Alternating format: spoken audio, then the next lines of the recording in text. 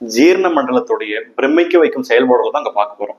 நம்ம உணவுப் பொருட்களை சாப்பிட்ட உடனே இந்த உமிழ்நீர்ல உள்ள அமைலேஸ் அப்படின்ற என்சைம் பார்த்தீங்கன்னா மாவுச்சத்தோட டைஜஷன் அங்கேயே ஸ்டார்ட் பண்ணிடுது. ஸோ நம்ம மென்று சாப்பாடை முழுங்கும் பொழுது அது சுவாச குழாய்க்குள்ளார போகாமல் இருக்கிறதுக்கு எபிகிளாட்டிஸ் அப்படின்ற ஒரு ஸ்ட்ரக்சர் வந்து வால்வ் மாதிரி ஆக்ட் ஆகி அந்த உணவுப் பொருட்களை ஈசோபேகஸ் அப்படின்ற ஃபுட் பைப் மூலமா கீழே புஷ் பண்ணுது. இந்த ஈசோபேகஸ் பார்த்தீங்கன்னா ஒரு 24 to 25 சென்டிமீட்டர் இருக்கும். இதுல இருக்கிற தசைகளுடைய மூவ்மெண்ட்னால பெரிஸ்டால்சிஸ் அப்படின்ற ஒரு வேவ் ஸ்டார்ட் ஆகி அந்த உணவு வந்து கீழே இறைப்பையை நோக்கி புஷ் பண்ணுதுங்க.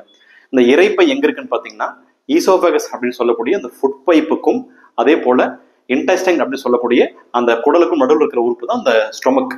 இந்த இறைப்பை 3 முக்கியமான ஃபங்க்ஷன்ஸ் பண்ணுது. நம்பர் 1 பாத்தீங்கன்னா ரிசர்வாயர், அதாவது உள்ளே வர உணவுப் பொருட்களை தாங்கி உள்ள வைக்கிறது, அதான் ரிசர்வாயர். அது எப்படி பண்ணுது அப்படின்னா ஃபண்டஸ் என்ற பகுதி விரிவடையனாலும் அந்த இறைப்பைக்குள்ளார இருக்கிற மல்டிபிள் ஃபோல்ட்ஸ் ரூகேன்னு சொல்லுவோம், அது விரிவடையனாலும் அதோடைய கெப்பாசிட்டி இன்க்ரீஸ் ஆகி சாப்பாட உள்வாங்குது. நம்பர் 2 பாத்தீங்கன்னா இந்த இறைப்பையுடைய கீழ்ப்பகுதியில் இருக்கிற தசைகள் ஃபோர்ஸபுல்லா கான்ட்ராக்ட் ஆகி உங்களுக்கு மூவ்மெண்ட் கொடுக்கறதுனால உணவுப் பொருட்கள் சின்ன சின்ன பீஸா ஸ்பிளிட் ஆகுது. பிளஸ் உள்ள இருக்கிற ஆசிட் மற்றும் அந்த பெப்சினோஜன் முக்கியமான என்சைம்ல எல்லாம் மிக்ஸ் ஆகுது. 3வது ஃபங்க்ஷன் பாத்தீங்கன்னா பெப்சினோஜன், அந்த புரதச்சத்தை டைஜஸ்ட் பண்ணக்கூடிய முக்கியமான என்சைம் வந்து அங்க ஆக்ட் ஆகுது. இது முடிஞ்சு அது எங்க போகுதுன்னு பாத்தீங்கன்னா ஸ்மால் இன்டெஸ்டைன் அப்படின்னா சிறுகுடலுக்குள்ள போகுது. சிறுகுடல்ல 3 பகுதி, டியோடினம், ஜெஜுனம், இலியம். இந்த டியோடினம்ல பாத்தீங்கன்னா கல்லீரல் இருந்து வர பைல் வந்து சேருது, அதே மாதிரி கணையத்துல இருந்து பேங்க்ரியாட்டிக் ஜூஸ் வந்து சேருது. இது அனைத்தும் பாத்தீங்கன்னா ஆல்ரெடி டியோடினமுக்கு வந்துங்கிற உணவுப் பொருட்களோட சேர்ந்து நல்லா மிக்ஸ் ஆகி அந்த மாவுச்சத்து, புரதச்சத்து, கொழுப்பச்சத்தோட டைஜஷன் ப்ராசஸ் ஃபுல்லா எக்ஸ்டென்சிவா அங்க ஸ்டார்ட் ஆகுது. இது அனைத்தும் டைஜஸ்ட் ஆகி எங்க போகுதுன்னு பாத்தீங்கன்னா சிறுகுடல் ஃபுல்லா டிராவல் ஆகும். அந்த சிறுகுடல்ல ஜெஜனம் அண்ட் இலியம் தான் அடுத்த 2 பகுதி.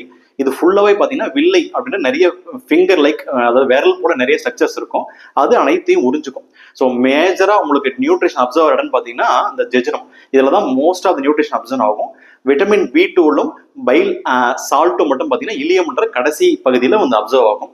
ஸோ இந்த மெயின் ஸ்மால் டெஸ்டன்ல தான் நமக்கு முக்கியமான நியூட்ரியன்ஸான புரதச்சத்து, மாவுச்சத்து, கொழுப்புச்சத்து, அதே போல நுண் சத்துக்கள் சொல்லுவோம், அதாவது விட்டமின்ஸ், மினரல்ஸ், அதே போல வாட்டர், நீர் சத்து அனைத்துமே உரியுதுங்க. இது அனைத்தும் உறிஞ்சப்புறம் இந்த கழிவுகள் எங்கன்னு போதும் பாத்தீங்கன்னா பெருவுடல், அதாவது லார்ஜ் இன்டெஸ்டைன் போகுது. இதுல பாத்தீங்கன்னா ascending colon, transverse colon, descending colon, rectum சொல்லுவோம்.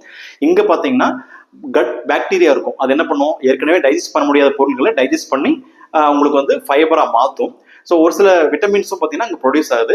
இது அனைத்தும் அப்சர்வ் ஆன அப்புறம் ரெக்டம் அப்படின்ற கீழ்ப்பகுதி, அதுதான் ரிசர்வாயர், அங்க வந்து மலம் சேர்ந்து நிற்கும். நம்ம போய் ஸ்டெயின் பண்ணும்போது அந்த மலம் வந்து ஆசனவாய் வழியா வெளியேறுது. இந்த என்டையர் ப்ராசஸ் பாத்தீங்கன்னா அரௌண்ட் ஒரு 24 to 72 ஹவர்ஸ்ல நடந்து முடிக்குதுங்க. நன்றி, வணக்கம்.